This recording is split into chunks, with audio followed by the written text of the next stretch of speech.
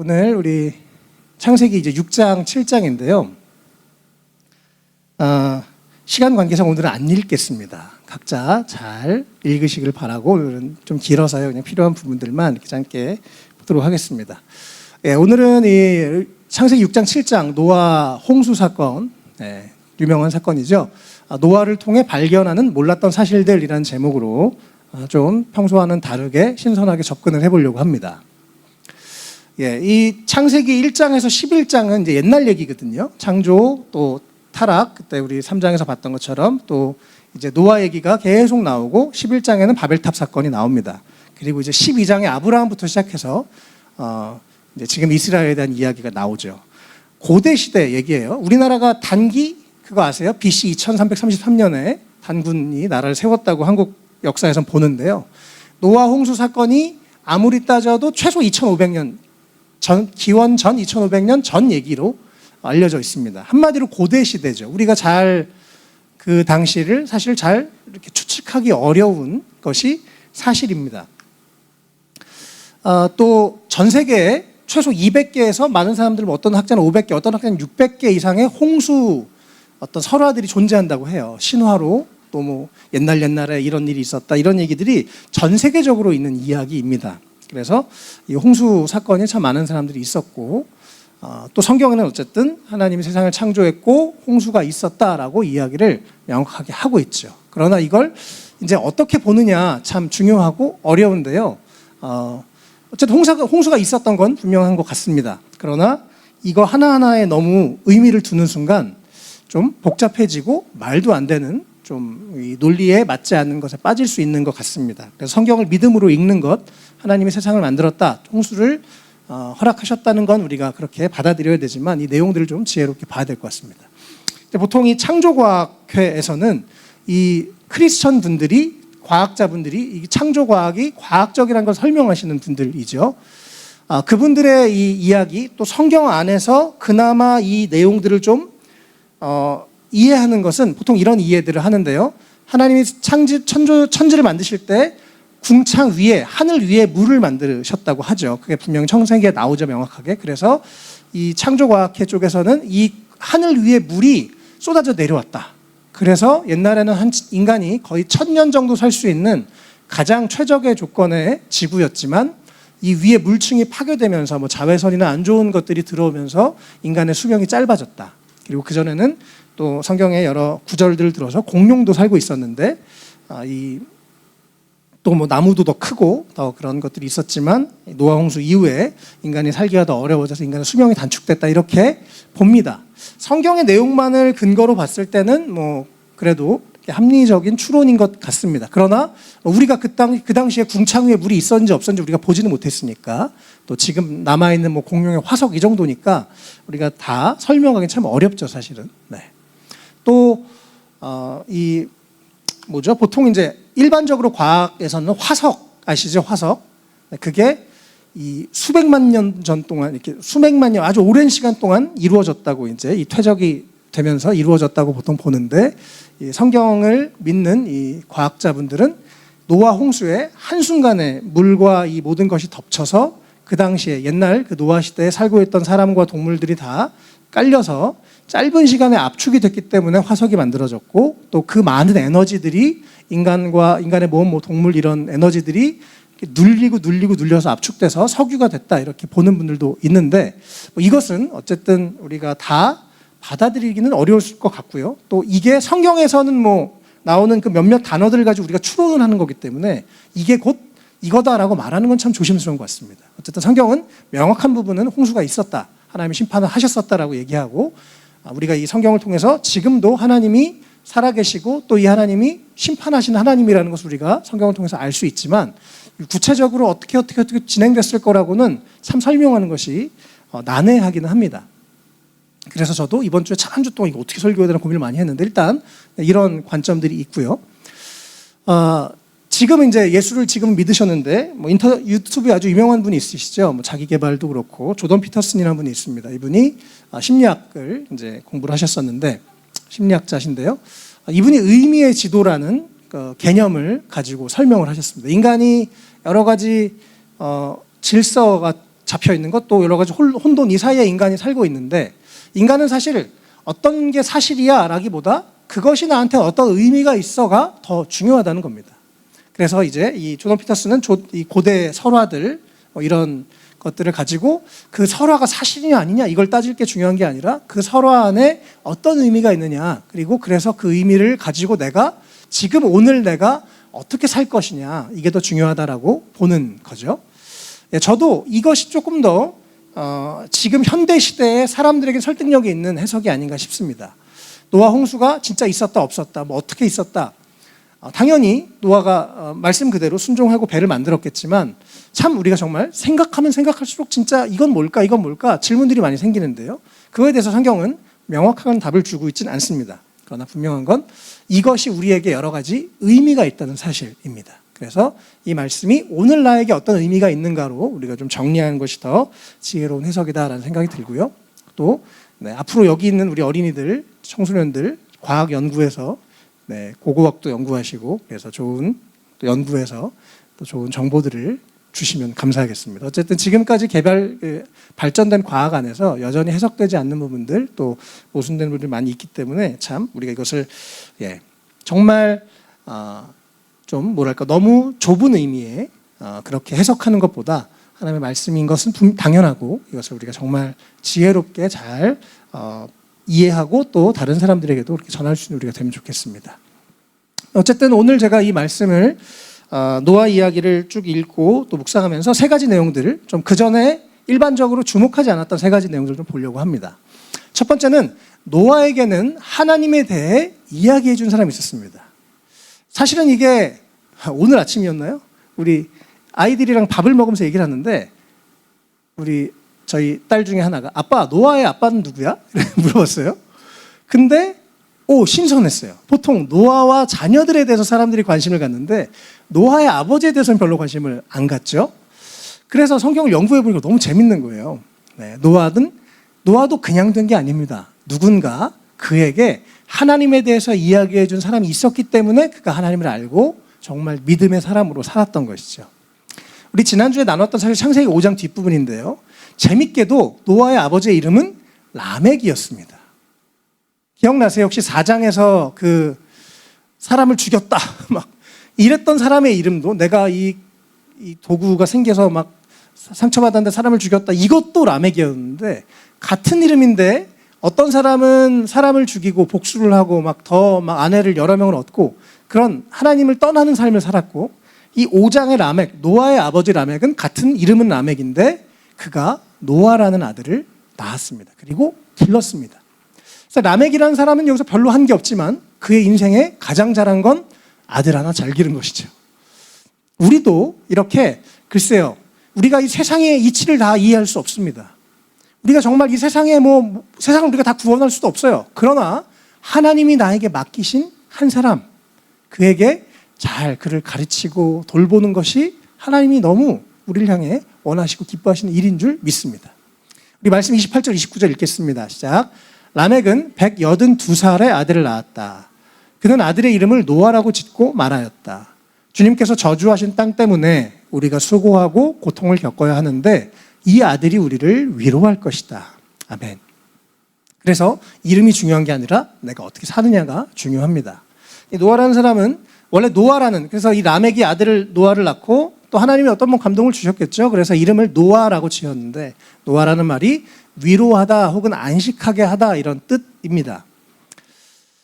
그리고 실제로 아담과 하와 그 이후에 하나님의 저주로 인해서 많은 사람들이 수고하고 고통을 겪고, 또 거기다가 우리가 오늘 읽진 않았지만요, 점점점 그 인류의 너무 많은 죄가 너무 심각해져서 하나님이 이 세상을 심판할 수밖에 없는 지경에, 우리가 그 기간 얼마나 많은 죄를 졌는지 우리가 그건 다 알 수 없어요. 성경에 자세히 안 나오니까. 그러나 어쨌든 하나님이 봤을 때 정말 세상이 엉망진창이어서 심판하실 수밖에 없는 상황이었는데, 그 상황에 내 아들은 사람들을 위로할 거고 하나님을 위로할 거고 그런 사람이 될 거다라고 라멕은 그렇게 이름을 지어주고 그렇게 가르치고, 그래서 노아는 정말 그런 사람이 됐습니다. 제가 그래서 이 부분이 참 은혜가 되더라고요. 우리가 대단한 일을 할 수 없지만 또 하나님 앞에, 사람 앞에 위로가 되는 사람이 되면 좋겠습니다. 노아처럼요. 세상은 다 뭐라고 하고 세상의 가치관은 이렇고 다 야 원래 이렇게 사는 거야 라고 세상은 말하지만 그러나 나는 세상이 어쩌고 뭐 주님 저밖에 없어요. 우리가 뭐 이런 말 할 사람들이기보다는 그러나 나는 노아처럼 하나님의 뜻대로 살고 또 하나님의 위로가 되는, 하나님이 참 답답해 하시는데 그래도 내가 너를 보니까 위로가 된다라고 하는 우리가 되면 좋겠습니다. 우리도 노아처럼 그렇게 라멕처럼 좋은 자녀들을 또 옆에 있는 사람들에게 하나님을 잘 알려주고 또 노아처럼 다른 사람 위로한 사람을 살았으면 좋겠습니다. 제가 이 말씀을 이렇게 생각하다가 우리 사실 지금 제일 뒤에 계시는 우리 삼형제, 우리 안 보이시는 우리 원철 형제님, 진우 형제님, 성현 형제님이 생각이 났어요. 교회가 지금 벌써 저희가 이제 3년 반이 됐는데 3년 반, 3년 꽤 긴 시간 동안 늘 묵묵하게 그 자리에 있는, 볼 때마다 위로가 되는 분들입니다. 어떨 때는 내가 지금 잘하고 있나, 내가 뭐 하고 있나, 이렇게 열매가 교회가 안 맺히나, 이런 고민들도 당연히 했는데 그때마다 세 분이 늘 그 자리에 계셔요. 늘 그 자리에서 위로해 주시고, 목사님 사람 쉽게 안 변합니다. 다 시간이 걸립니다. 앞으로 잘 될 겁니다. 늘 그런 얘기를 하시면서 그 자리에 계신 세 분이 생각이 났습니다. 우리도 있는 자리에서 또 누군가에게 또 하나님께 위로가 되는 사람이 되면 좋겠습니다. 이게 노아를 통해서 우리가 또 가질 수 있는 하나의 교훈인 것 같습니다. 또 우리가 내가 알고 있는 내가 만난 하나님, 우리 주변 또 우리 자녀들, 우리 주변 사람들에게 하나님을 잘 전해줘서 그들이 또 다른 노아를 낳을 수 있도록. 제가 지금 그 영상 찍으면서 참 감사한 건 제가 하려고 한 것도 아니고 처음에 하나님이 방황하는 청년들을 위해서 교회를 개척해라라는 말씀에 순종해서 3년 반을 달려왔더니 청정제가 먼저 알아서 목사님 영상 찍어요. 그리고 본인이 편집도 다 해서 이렇게 올려줘서 너무너무 감사합니다. 뭐랄까 3년 반의 어떤 열매라는 생각이 들어서 참 그것이 너무너무 기쁘고 볼 때마다 위로가 돼요. 또 처음에 개척하고 어떻게 해야 되나라고 하면서 대리운전을 시작했는데 또 하나님 인도하심 가운데 했는데 또 우리 성현 형제가 같이 이것을 찍어 옆에서 이제 차 타면 옆에서 같이 이 짐벌 들고 막 찍어주거든요. 그러면서 같이 찍고 영상을 올리고 또 감사하게 그것도 지난주에 올린 것도 한 400명 넘게 보셨더라고요. 또 사람들에게 은혜의 통로로 이렇게 쓰임받는 것 자체가 너무너무 감사한 것 같습니다. 어쨌든 우리가 이렇게 누군가를 위로한 사람 됐으면 좋겠습니다. 두 번째, 하나님도 감정이 있으신 인격신이십니다. 우리가 참 하나님에 대해서도 많이 오해하고 착각하고 혹은 하나님을 너무 무서운 분으로만 생각하는데 하나님도 감정이 있으세요. 우리가 창세기에서 봤던 것처럼 하나님은 인간을 하나님의 형상대로 만드셨습니다. 그래서 하나님의 형상대로 인간이 인격이 있죠. 지정의가 있습니다. 또 영혼이 있고요. 하나님도 지정의가 있으십니다. 하나님 지식도 있으시고 감정도 있으시고 의지도 있으세요. 근데 우리가 보통 하나님의 감정이 있다는 생각을 잘 많이 안 하죠. 그런데 오늘 같이 이 말씀 5절에서 8절 읽어보겠습니다. 6장인데요. 읽겠습니다. 시작. 주님께서는 사람의 죄악이 세상에 가득 차고 마음에 생각하는 모든 계획이 언제나 악한 것뿐임을 보시고서 땅 위에 사람 지으셨음을 후회하시며 마음 아파하셨다. 주님께서는 탄식하셨다. 내가 창조한 것이지만 사람을 이 땅 위에서 쓸어버리겠다. 사람뿐 아니라 짐승과 땅 위를 기어다니는 것과 공중의 새까지 그렇게 하겠다. 그것들을 만든 것이 후회되는구나. 그러나 노아만은 주님께 은혜를 입었다. 아멘. 사실 하나님이 이렇게 이 세상을 쓸어버리는 상황, 우리가 다 이해하기는 참 어려울 것 같습니다. 도대체 얼마나 많은 죄악을 지었길래 또 어디까지 해야 하나님이 심판하시는가 우리가 이해하기는 참 어렵습니다. 그러나 분명한 것은 하나님은 사랑의 하나님이시고 동시에 심판의 하나님, 공의의 하나님이라는 사실은 성경이 우리 가운데 가르쳐주고 있죠. 그리고 특별히 오늘 이 6절, 7절, 8절에 하나님의 이 후회하고 마음 아파하고 탄식하고 후회하는 하나님의 감정이 여기에 쓰여 있다는 것이 참 의미가 있습니다. 모든 것을 아시는 하나님. 우리는 되게 자기중심적이잖아요. 내 거 뭐 일 잘 되면 하나님 날 사랑하시나 봐. 하나님 살아계신가 봐. 막 그렇습니다. 내 일이 잘 안 되면 하나님은 나를 안 사랑하시나 봐. 그걸 넘어서서 하나님은 나쁜 분이야. 우리 보통 이렇게 너무나 인간이 자기중심적으로 하나님을 해석하세요. 그러나 우리가 그 하나님을 사실 어떻게 다 그 크신 하나님을 알겠습니까? 그러나 이 성경을 통해서 우리가 오늘 알 수 있는 하나님의 모습은 하나님이 감정이 있으시다는 거예요. 그래서 이것을 우리에게 적용하자면 우리는 지금 하나님의 마음을 어떻게 하는 사람인가 돌아볼 수 있겠죠. 나를 보면서 하나님이 기뻐하실까? 하나님이 나를 보면서 마음 아파하실까? 탄식하실까? 아휴 이러실까?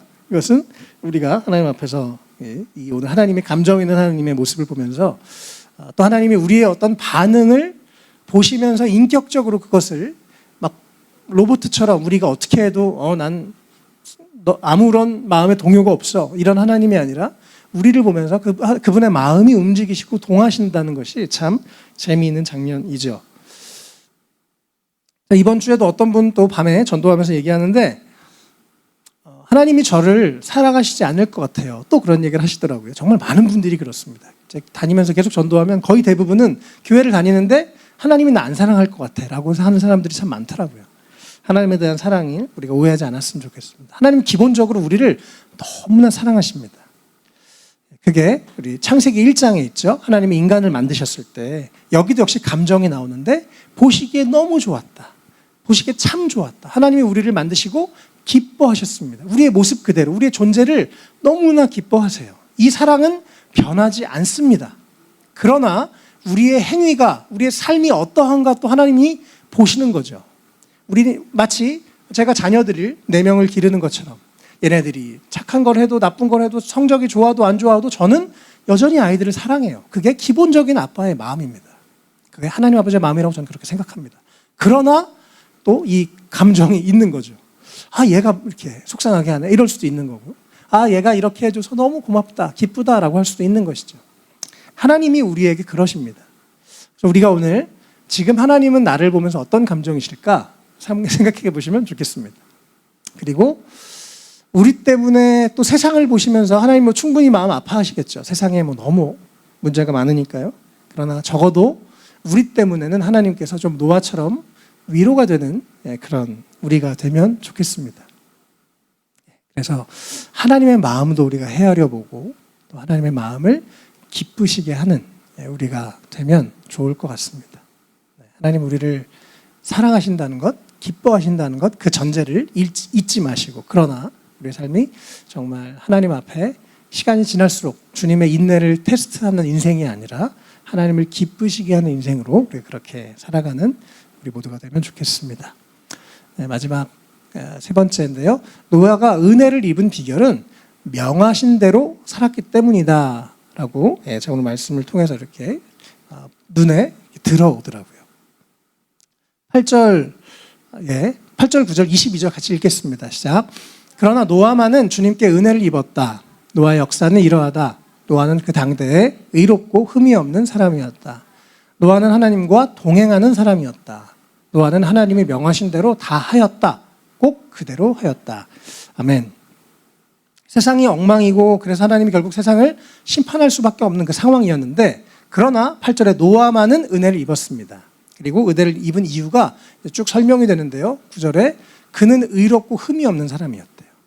우리도 글쎄요. 인간이 완벽해질 수는 없죠. 그러나 하나님과 내가 정말 하나님 뜻대로 살려고 발버둥 칠 수 있는 그런 크리스천들 되면 좋을 것 같습니다. 교회 안에서 말고 교회 밖에서 삶의 자리에서 직장에서 가정에서 그렇게 하셨으면 좋겠어요. 혹시 여러분 제가 그동안 예배 끝날 때마다 거의 매주 기도할 때 이 내용이 꼭 들어가는데 여러분 눈치채셨는지 안 채셨는지 모르겠습니다. 저는 크리스천이 하나님과 동행하는 사람이 되어야 된다고 생각합니다. 그것이 가장 행복한 삶이고 가장 영광스러운 삶이라고 생각합니다. 삶의 자리에서. 그래서 제가 거의 매주 축도하면서 마지막에 한 분 한 분이 한 주 동안 하나님과 동행하게 해주십시오라고 기도를 하는 것이 그러한 이유입니다. 노아는 하나님과 동행하는 사람이었습니다. 또 우리 지난번에 봤던 것처럼 에녹도 하나님과 동행하는 사람이었습니다. 함께 하나님을 인식하고 하나님과 함께 발맞추어 걷는 사람. 우리가 세상을 다 구원할 수 없고 세상에 거대 담론을 다 말할 수는 없지만 적어도 내 삶에서 하나님을 인정하고 그분 뜻대로 살려고 하고 그분과 동행하는 그런 노아의 삶을 우리가 본받았으면 좋겠습니다. 그리고 특별히 노아는 22절에 하나님이 명하신 대로 그래서 안 되겠다. 내가 새로운 계획을 가지고 있는데 노아야 방주를 지어라. 이렇게 지어라 했더니 노아는 하나님이 명하신 그대로 했습니다. 노아는 하나님이 말씀하신 그대로 한 사람이기 때문에 하나님에게도 위로가 되는 사람이었던 것입니다. 그리고 하나님의 은혜를 입은 사람입니다. 우리가 하나님의 뜻을 세상의 모든 것은 모르지만 나를 향한 하나님의 뜻, 적어도 주님이 아니면 오늘 우리 가운데 너 누구를 도와라, 너 무엇을 위해서 기도해라 라고 하실 때 그 작은 것에 순종할 수 있는 우리가 되면 좋겠습니다. 순종한다는 것 너무너무 중요한 일이고 하나님이 기뻐하신 일입니다. 또 7장 5절에도 노아는 주님께서 명하신 대로 다 했습니다. 그랬더니 이제 하나님이 반대로 노아에게 명하신 대로 동물들을 방주에 집어 넣으시죠. 그리고 또 16절에 하나님이 노아에게 명하신 대로 다 동물들을 집어넣고 마지막에 하나님이 문을 닫으시고 심판을 시작하십니다.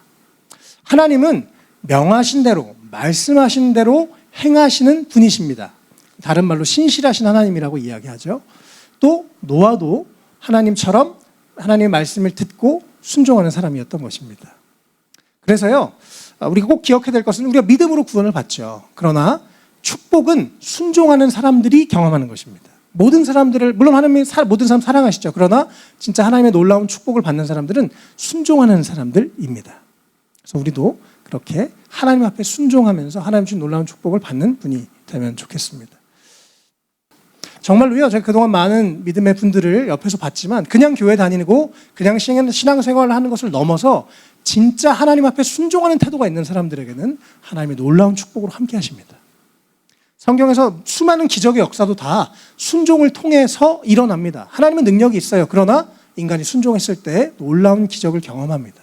우리 이곳에 계신 한 분 한 분, 또 우리 온라인으로 함께 예배하시는 분들도 진짜 순종의 사람, 노아처럼 정말 어렵지만 정말 온전히 순종하는 사람이 되어서 하나님이 내 삶, 내가 이렇게 순종했더니 하나님이 이렇게 축복하셨다고 고백하고 간증하는 분들이 되시기를 간절히 바랍니다. 아멘. 또 하나님처럼, 또 노아처럼 신실하게, 이 성경에서 말하는 신실함, 믿음으로 그냥 주님 저 믿음 있어요, 믿음 있어요, 입만 나불나불거리면서 믿음 있어요가 아닙니다. 삶이 신실하게, 이 사람은 믿음직해, 이 사람은 뭘 맡겨도 그대로 할 사람이야, 왜곡하지 않고 하기 싫은 건 안 하는 게 아니라 하나님이 말씀하시면 무엇인지 순종하고, 또 하나님도 말씀하신 대로 행하시는 분이시기 때문에 우리가 하나님처럼, 이 노아처럼 신실한 삶을 사는 것, 그런 삶을 사는 우리가 되면 좋겠습니다. 이것이 우리가 노아를 통해서 갖게 되는 교훈이라고 생각합니다. 그래서 노아는 결국 방주를 지었고 또 세상을, 그 남은 자들을 구원하는, 남은 이 동물들을 구원하는 그런 일들을 했었죠. 이 세대도 역시 하나님은 노아가 필요하다고 믿습니다. 이 세상 모두가 다 구원된다고 성경은 그렇게 이야기하지 않습니다.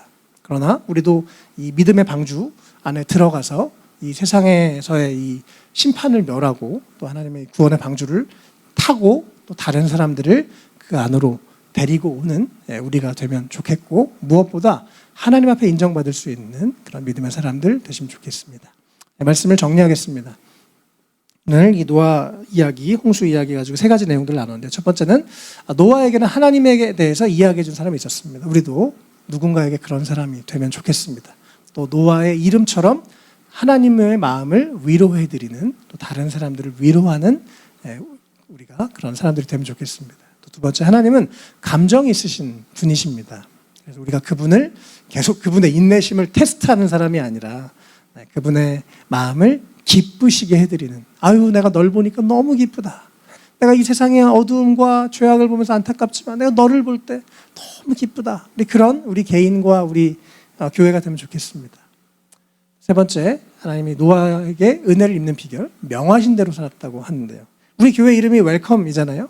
처음에는 그냥 사람들을 웰컴해야지라고 생각하다가 어느 순간 하나님께도 우리가 웰컴하는 자세를 가져야겠구나, 그것이 우리 교회의 정체성이구나 생각하게 됐습니다.